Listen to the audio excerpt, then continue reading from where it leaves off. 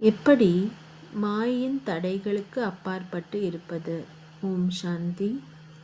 முதலில் தன்னுடைய உடல் மற்றும் ஆத்மாவின் இணைந்த ரூபத்தை நினைவில் வைக்க வேண்டும். உடல் படைப்பாக இருக்கின்றது, ஆத்மா படைப்பாளராக இருக்கின்றது.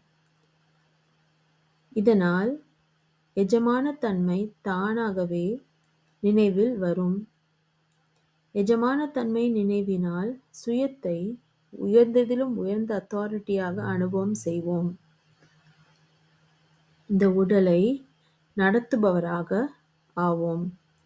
இரண்டாவது, தந்தை மற்றும் குழந்தை சிவசக்தியின் இணைந்த சொரூபத்தின் நினைவினால் மாயின் தடைகளை அத்தாரிட்டியாக இருந்து அப்பாற்பட்ட உணர்வில் நாம் இருப்போம். ஓம் சாந்தி.